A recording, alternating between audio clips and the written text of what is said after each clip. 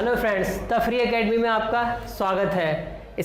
हम पढ़ रहे हैं टैट और सी टैट के लिए मैथ्स। इससे पहले हमारी 3 वीडियो जो आई थी उसमें हमने कवर किया था नंबर सिस्टम, यानी कि चैप्टर 1 कंप्लीट हुआ हमारा। अब हम पढ़ रहे हैं चैप्टर नंबर 2 विभाज्यता और गुणनखंड, it means divisibility and factors. ये भी हमारे इसके 6 टॉपिक होंगे और ये लगभग 2 से 3 वीडियो में हमें कवर करने हैं। तो स्टार्ट करते हैं आज का हमारा पहला टॉपिक, यानी कि परिचय। 7 से विभाज्यता का नियम। ये नियम थोड़ा सा हटके है बिल्कुल। बाकी और जो नंबर बताए थे मैंने उनका तो आसान था कि इसके लास्ट में ये डिजिट आ जाए, ये 0 आ जाए, इस तरह से। बट ये थोड़ा सा हमको हटके है और थोड़ा क्वेश्चन भी इससे बनते हैं, तो ज़रा डेप्थ में समझें इस चीज़ के लिए कि 7 से कोई नंबर विभाज्य कब होगा। तो उसके लिए एक क्वेश्चन है। क्वेश्चन क्या है, मैं आपको ये एग्जाम्पल से समझा दे रहा हूँ थोड़ा सा।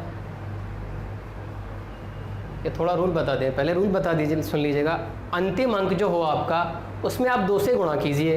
उसके बाद जो रिमेनिंग पार्ट बचे, आपको बचा हुआ हिस्सा हो, उसमें से उस दुगने वाले को माइनस कर दीजिएगा। जो भी आए वो आपका 7 से विभाज्य होना चाहिए। बात शायद समझ में नहीं आई होगी। चलिए एग्जाम्पल से देख लेते हैं। एग्जाम्पल है आपका 3, 4, 3। ये आपका 7 से डिविजिबल है अथवा नहीं, इसका हमें टेस्ट करना है। इसके टेस्ट के लिए मैंने अभी रूल बताया था, शायद समझ में नहीं आया होगा, कोई बात नहीं। एग्जाम्पल मैं ले रहा हूँ, उसके साथ साथ जिससे समझ में आ जाए। 1-2 एग्जाम्पल और लूँगा अभी, ठीक है। तो मैंने कहा था सबसे इसका जो अंतिम अंक है उसका हमें डबल करना है तुरंत ही। कुछ नहीं देखना है, अंतिम अंक पे पहुँचना है और इसको करना है डबल। जी ठीक है, मैंने कर दिया डबल। कितना हुआ मेरा? 6। अब इसका बचा हुआ पार्ट कितना बचा हमारा? 34। अब 34 से 6 आपको माइनस करना है। 34 से मैंने 6 माइनस किया, आया मेरा कितना? 28। अब इस तरह से जो नंबर आपका आएगा वो आपका जो होगा 7 से डिविजिबल है, तो ये पूरी संख्या भी आपके 7 से डिविजिबल होगी। डिविजिबल नहीं है तो वो नहीं होगी। यहाँ मैं चेक करता हूँ, 7 चौक 28, मतलब कि ये पूरी तरह से कट गया। ये संख्या आपकी 7 से विभाज्य है। फिर से समझा दे रहा हूँ, देखिए। अंतिम अंक जो होगा आपका, जी अंतिम अंक यानी कि 3, जो भी हो अंतिम अंक का दुगना करना है, डबल करना है तुरंत ही। कुछ नहीं सोच सीधे जैसे अंतिम अंक देखा उसका तुरंत डबल कर दिया। कितना हो गया? 6। अब हिस्सा कितना बचा? 34 माइनस 6 कितना बचा? 28। अब इस 28 को देखना है कि ये डिविजिबल है अथवा नहीं है। चलिए एक एग्जाम्पल और दूसरा देख लेते हैं। कोई छोटा सा देखेंगे, ज़्यादा बड़ा नहीं देखेंगे।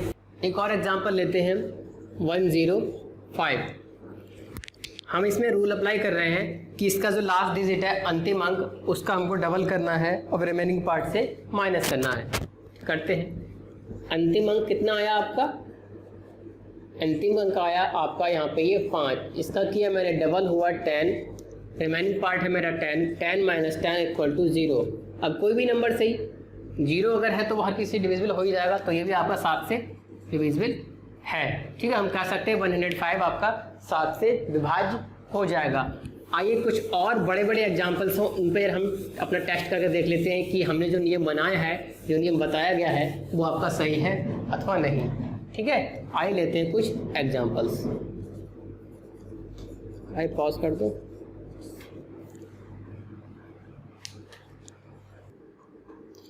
देखिए और एग्जाम्पल्स यहाँ पे। ये है 483, 2401, 4900। ये हमें टेस्ट करने हैं कि ये 7 से डिविजिबल होंगे या नहीं होंगे।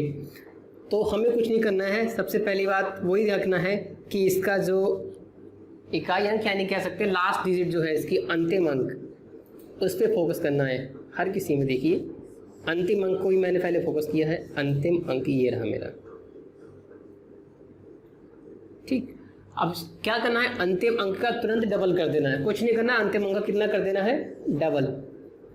मैंने कर दिया। इधर देखिए अंतिम अंक का मैंने यहाँ पे कर दिया डबल। अब जो बचा हुआ पार्ट है मेरा, जो भी पार्ट है, यहाँ पे 48 है, मैंने 48 लिख दिया। बचे हुए पार्ट से मैंने से अंतिम अंक का डबल किया, उसे मैंने माइनस कर दिया। ये देखिए 48 माइनस 6 इक्वल टू 42। क्या 42 7 से डिविजिबल है? टेस्ट कर लेते हैं। 7 छक 42, हाँ है। मतलब हम कह सकते हैं ये जो होगा आपका 7 से डिविजिबल होगा, ठीक है। इस तरह से इसे भी टेस्ट करें और प्रैक्टिस कर लेते हैं थोड़ी सी। लास्ट डिजिट है इसका 1, ठीक। 1 का किया हमने डबल। कितना होगा 1 का डबल? 2, यानी कि 1 multiply by 2 equal to, sorry यहाँ पे लिखा से 2। 1 का डबल कितना हुआ? 2।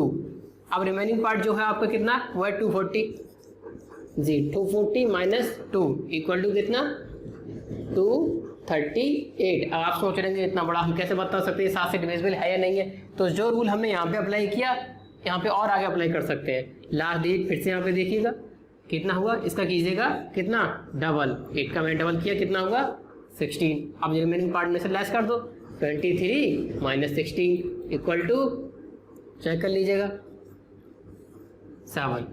क्या तो साफ साफ 7 आ गया, तो मतलब ये 7 से डिवाइड हो जाएगा।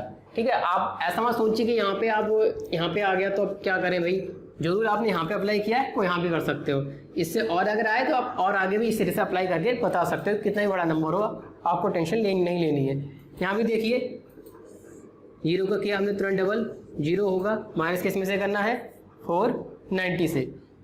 रिमेनिंग पार्ट ये 490 था यहाँ पे, वो कर लिया हमने, लिखा यहाँ पे कितना हो जाएगा 490 माइनस 0 इक्वल टू 490। अब आप सोच रहे हैं ये भी हमें नहीं बता सकते कि ये 7 से डिविजिबल होगा नहीं होगा, कोई बात नहीं, हम फिर से यहाँ पे एक बार और अप्लाई करके देख लेते हैं। यहाँ पे अप्लाई किया, ये होगा 0 माइनस 49, 49 से 0 गया, ये 14। अब आप चाहते हैं इसके इसे और एक बार कर सकते हैं, लेकिन आपको इतना नहीं पता तो फिर क्या फ़ायदा है कि नहीं। 7 की टेबल में तो आता है 49, 7 से डिवाइड कर देख लो, 7 7 49, मतलब ये 7 से डिविजिबल है। ठीक है, तो ये तो से आपका 7 से डिविजिबल के और एग्जांपल्स। अब हम बात करेंगे आगे, इससे आगे 8 से विभाज्यता का नियम। 8 से विभाज्यता का नियम थोड़ा सा 4 से विभाज्यता के नियम की जैसा ही है बिल्कुल, लेकिन बिल्कुल वैसा नहीं है, थोड़ा सा चेंजेस है इसमें। अगर आपने 4 से विभाज्यता का नियम को ध्यान होगा तो आप आसानी से बता सकते हैं कि ये 8 से किस तरह से विभाज्यता का नियम हो सकता है।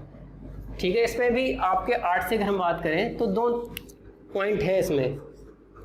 पहला, वहाँ हम बात कर रहे थे कि अंतिम 2 अंक आपके 0 होने चाहिए, यहाँ पर अंतिम 3 अंक आपके 0 होने चाहिए जी।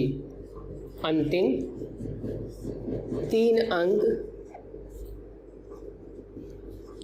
0 हो, तब वो संख्या 8 से डिवाइड हो जाएगी। ठीक, या फिर अंतिम 3 अंक से बनी संख्या जी, अंतिम 3 अंक से बनी संख्या, अंतिम 3 अंक से बनी संख्या 8 से डिवाइड हो, 8 से विभाज्य हो।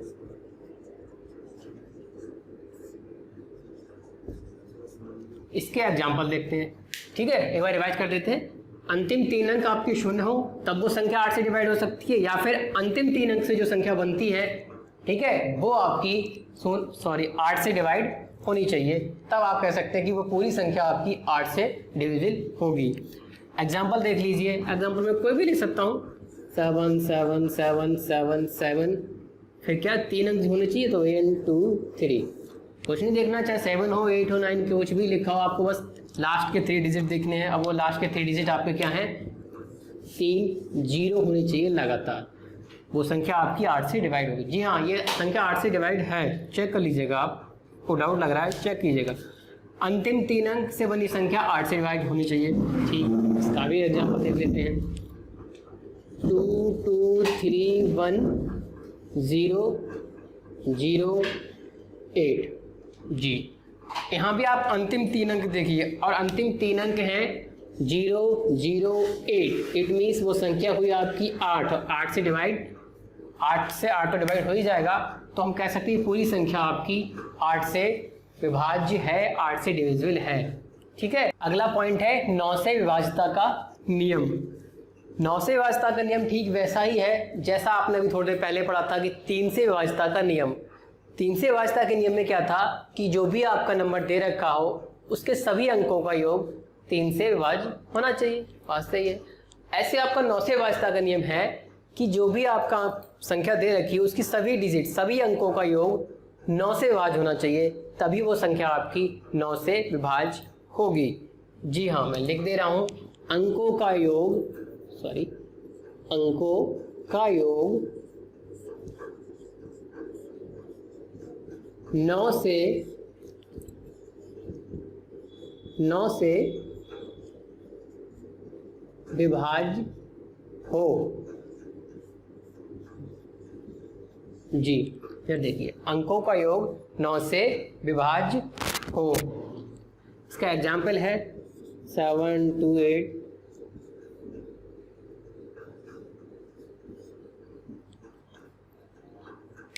7 2 8 1 1 8 2 7। हम चेक करेंगे कि ये आपका ये संख्या लिखी हुई है 9 से पूरी तरह से डिविजिबल है अथवा नहीं है।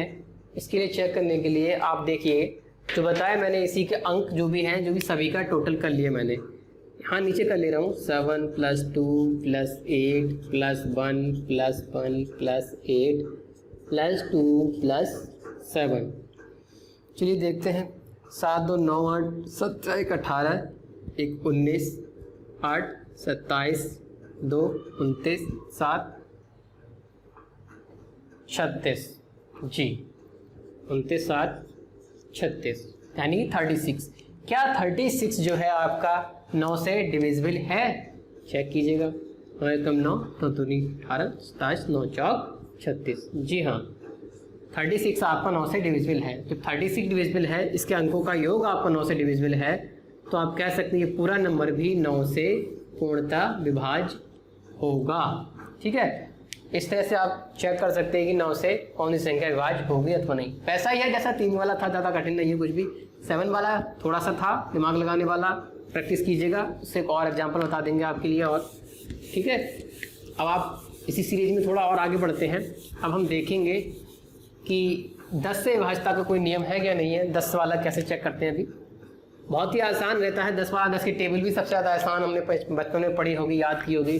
तो भाई 10 की टेबल जैसी आती थी, बहुत जल्दी से एकदम स्टार्ट हो जाते थे। ऐसे यहाँ पे इसका विभाज्यता का नियम भी बहुत आसान है कि इसका अंतिम अंक जो हो 0 हो, अंतिम अंक 0 हो।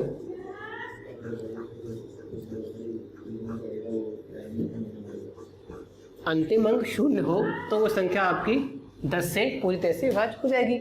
अब कोई भी नंबर आगे 7 8 3 6 9 2 1 3 0, बस लास्ट में 0 है मतलब वो 10 से विभाज्य हो जाएगा। 0 नहीं है वो कोई विभाज्य नहीं होगा। ठीक है, ये एक थोड़ा सा रूल था इसका 10 से विभाज्यता का। ठीक है जी, 0 आ गया आपका, इसका मतलब ये 10 से पूर्णतः विभाज्य है। अब आपका सबसे लास्ट की तरफ बढ़ते हैं हम। हालांकि है, आप चाहे इसके और भी रूल आगे बढ़ा सकते हैं, लेकिन आज जो हम पढ़ाने वाले हैं लास्ट है इसका 11 से विभाज्यता का नियम। थोड़ा कठिन भी है, ठीक है, और इम्पोर्टेंट भी है। जब कठिन है तो जी इम्पोर्टेंट होगी, जाहिर सी बात है, उसी से क्वेश्चन भी बनते हैं आपके। अब देखते हैं 11 से विभाज्यता का क्या नियम है, क्या उसके फॉलो करने हैं मेरे लिए। ठीक है, आइए स्टडी 11 से विभाज्यता का नियम। इस नियम के आपके लिए ये कुछ स्पेशल है, आपने लिखा हुआ है कि SO - SE is equal to 0 and SO - SE is equal to 11 से विभाज्य। मतलब ये है कि SO में से अगर SE माइनस करेंगे तो वो या तो 0 आना चाहिए, अदरवाइज या SO में से SE माइनस करें तो जो भी नंबर है आपका वो 11 से विभाज्य हो। अब आप सोच रहे हैं कि SO और SE है क्या, ऊपर से ये जो लाइनें इस तरह उधर खींची हुई है वो क्या है। हिंदी में इसे निरपेक्ष मान कहते हैं और इंग्लिश में आप इसे मोड बोल सकते हैं। इसका मतलब क्या होता है, इसके अंदर कोई भी अगर नेगेटिव वाला कोई चीज़ अगर आ गई तो बाहर इसके निकालोगे, इसे हटाओगे तो हमेशा पॉजिटिव ही रहेगा, यानी कि +1 ही रहेगा। इसलिए इसे मोड लगा देते हैं। SO - SE का अगर माइनस भी अगर नेगेटिव में अगर इसका आंसर आ रहा है तो आपका वो पॉजिटिव ही लिखा जाएगा यहाँ पे। इसलिए हमने इसे निरपेक्ष मान लगा दिया या फिर मोड लगा दिया। ठीक है, निरपेक्ष मान की बात हो गई। अगली बात, ये SO और SE क्या है वो भी देखिए। यहाँ मैंने लिख दिए हैं, SO मतलब sum of odd places and SE मतलब सम ऑफ इवन प्लेसेस। अब आप सोचते हैं ये क्या चीज़ है, ये तो नई चीज़ आ गई।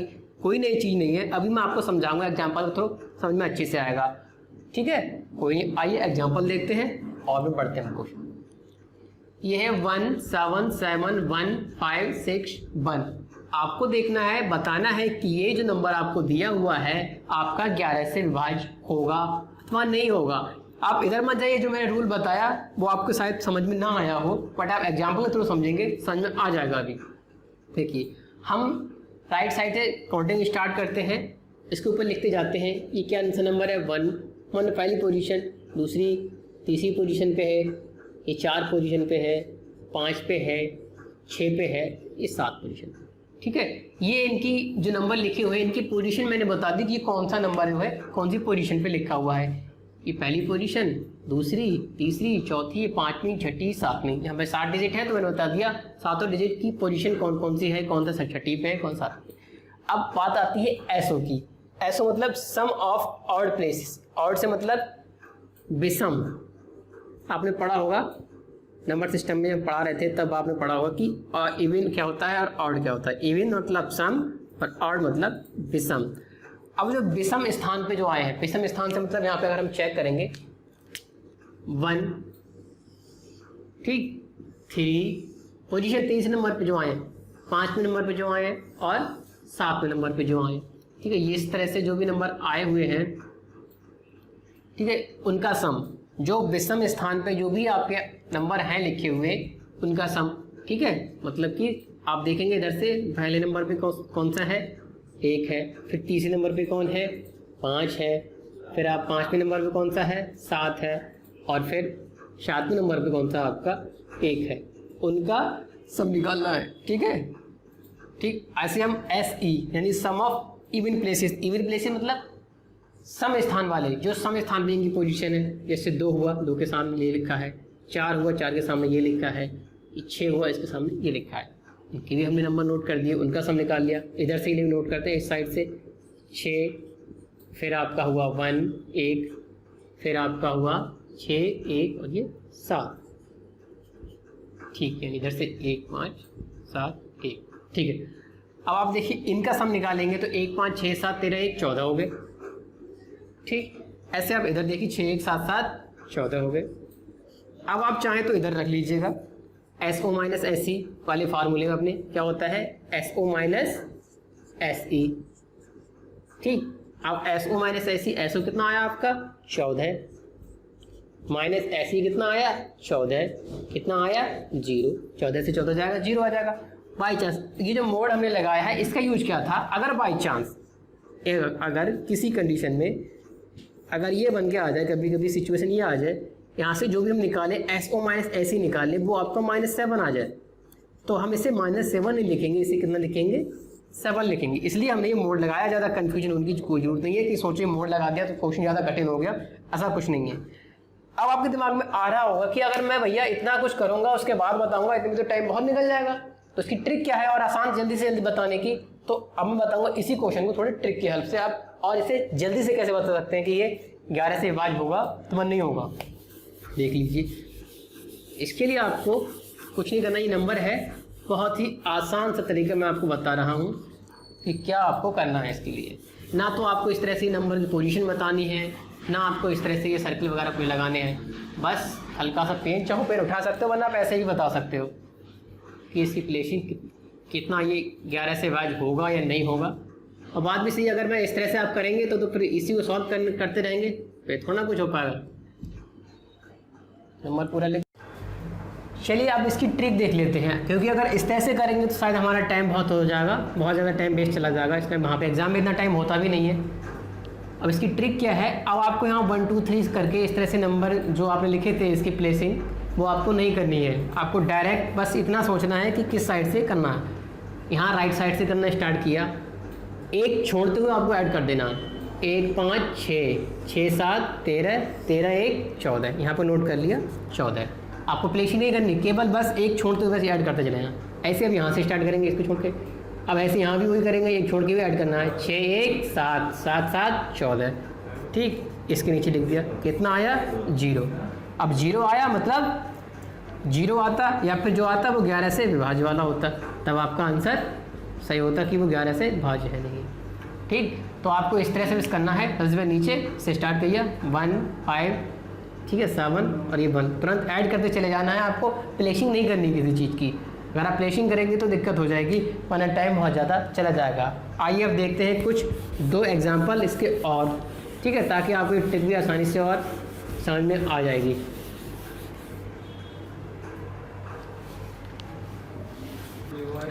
देखते हैं 2 और एग्जाम्पल हम। एक ये नंबर है हमारा और एक ये नंबर है। पहले इस वाले को देखते हैं, छोटा है आसान है।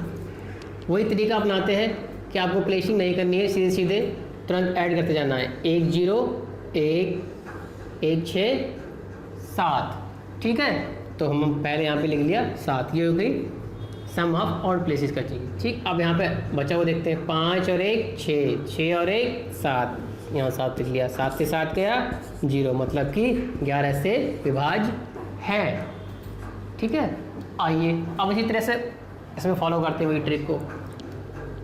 2 5 7 9 16 5 21 1 22, यानी कि 22 आ गया, यानी कि सम ऑफ ऑड प्लेसेस 21 आ गया, सॉरी 22 22 आ गई आपकी। अब बचा हुआ देख लेते हैं, 3 9 12 12 7 19 19 3 22, ये चीज़ भी आपकी 22 आ गई, मतलब यहाँ पे 0 आ गया है।